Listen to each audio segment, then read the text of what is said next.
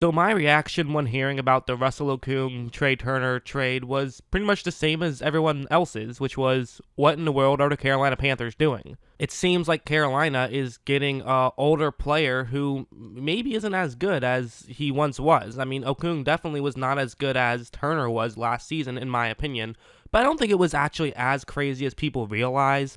I went back and watched each of their most recent seasons, and I actually thought that Okung was better than I had remembered in my head. For one thing, just statistically, Okung didn't give up a sack. He only played a little over 200 snaps, but in those snaps, he didn't give up a sack, which is, pretty good. Meanwhile, Turner, who played in 888 snaps, actually gave up 6 sacks, which was the third most among guards. So there is that idea of like, hey, statistically, Okung was actually significantly better than Turner was. And again, when I rewatched the tape, I don't really know if I would say that Okung has fallen off. I really don't. Like, take a look at this play, for example. This is going to be a run block, and so he's going to actually move over and block the interior lineman to the left side of the screen. So that's his job. So he needs to get over quickly to his left, and then he needs to quickly be able to push him in that direction. So the footwork is key here, and the power is going to be key here. But watch how seamlessly he just allows 96 right there to sort of get by him, but not really. Okung has allowed him to do this because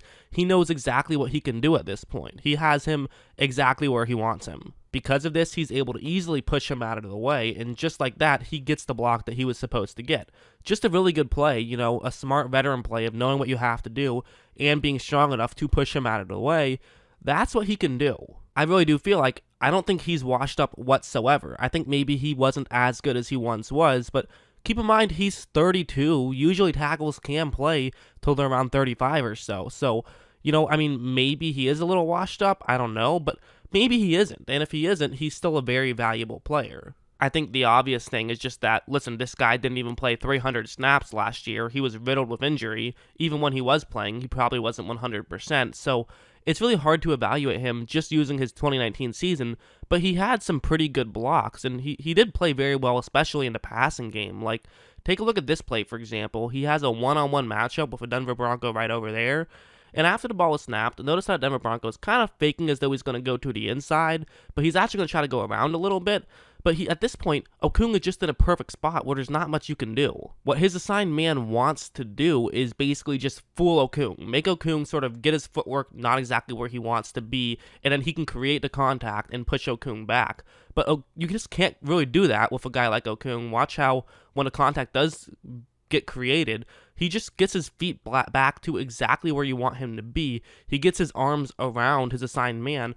And at this point, there's really not much you can do if you're an edge rusher. You kind of are just screwed at this point. You have no choice but to just try and overpower him, but that's not going to work. And eventually a guard comes in and helps finish off the block, but he didn't need it. That block was going to be completed no matter what. It's really his footwork mixed with his power that is what's so important in just the tackle position in general, and he can do it very well. Like on this play, he's going up one-on-one against Yannick Ngakoue, who obviously, I made a video about recently actually when he got franchise tagged by Jacksonville and breaking all that down, but he's a very good player. He's someone that, one-on-one, it's a big-time matchup no matter what. He can absolutely beat you. And one of the ways he can beat you is with his footwork. So that's what he's going to try to do here. Watch how he starts off, and he's kind of faking a little bit as though he's maybe going to his right, but he's actually going to break down like that. He's going to try to get inside the tackle, which is always a risk because you're giving up containment, but at the same time, when it's a guy like Phillip Rivers, you don't have to worry about containment as much. You can afford to go in and take these risks because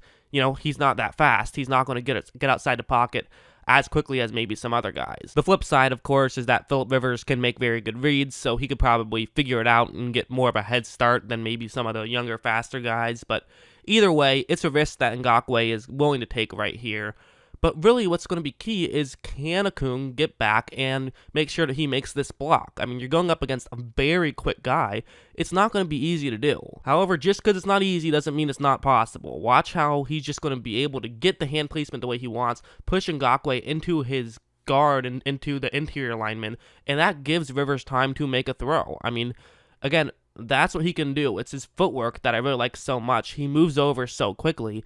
And because of that, I actually do think that people probably slept on him a little bit last season. And to me, it looks like basically Carolina is trying to buy low by getting someone like Okung. I think that's what they're trying to do. And so, in terms of acquiring him, I actually think it makes a lot of sense. You're acquiring a player when they're low. They probably have a few more years left in them.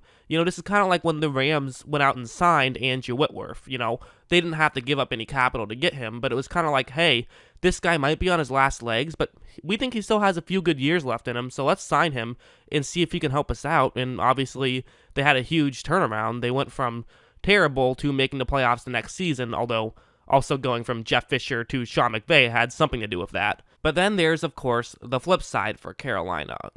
Carolina, they decided to give up a 26-year-old guard for a 32-year-old tackle. Just on paper, especially one, if you look at Pro Football Focus, which, we all know isn't perfect, but it's not terrible either. If you look at them, Okung had a overall grade of 62.4, whereas Turner had an overall grade of 63.9. So, basically on the same wavelength last year, but you're giving up someone who is 6 years younger. So just by that logic, it seems like it makes no sense from Carolina's perspective. And, Turner, honestly, yeah, their rating was kind of similar, but Turner's another one of those guys who I kind of feel like the Chargers are buying low on.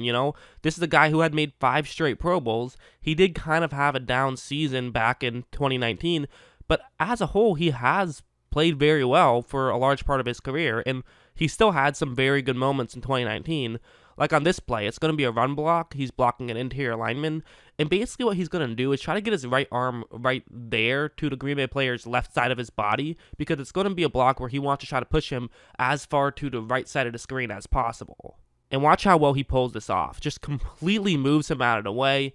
Admittedly, it didn't end up mattering, but his block itself was a very good block, and that's what he can do. He can absolutely just push guys around at times. So he absolutely can make some great plays, but again, as I said, he gave up 6 sacks last year, which for a guard is definitely a high number. One of them was this one, where he's going to be going up against Eric Armstead, and watch how right when the ball is snapped, what Armstead is going to do is he's going to go a little bit further to the left, but he gets his right arm right there on Turner's left side of his body, and he's really just going to try to use his left arm to push sort of towards the outside and just try to overpower him here. It's just going to be try to one push, try to get by him, and it's going to work out. As you see, he does kind of honestly bully Turner a little bit, and he's able to get the sack.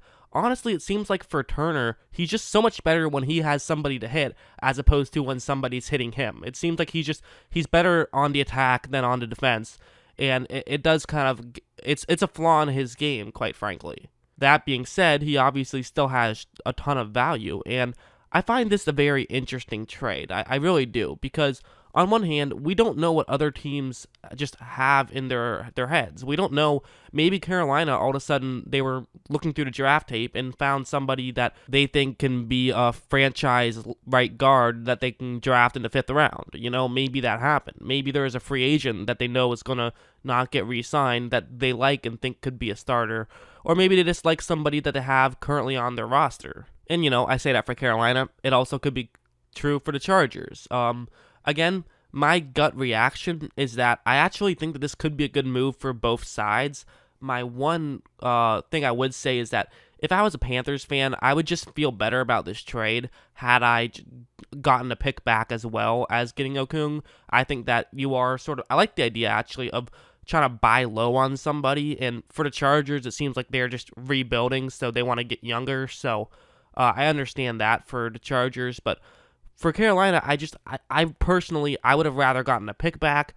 One thing that I think is interesting is that, to me, it tells me that, it kind of gives me the thought of maybe Cam Newton isn't coming back, just simply because you're getting a great pass-blocking tackle. Maybe you're not going to bring back a quarterback who is very run-heavy. That's just a thought. I could be wrong, but something that popped into my head.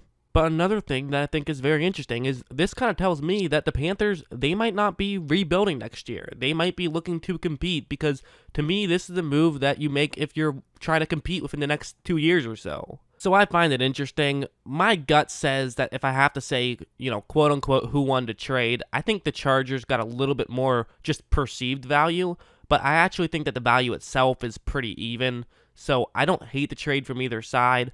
I would say I like it a little bit better from the Chargers just because they got a little younger. But I do think that there is some logic to this trade, and I don't think it's as one-sided as people are making it out to be. So yeah, that's my opinion. I hope you guys enjoyed this video, and of course, as always, thanks for watching.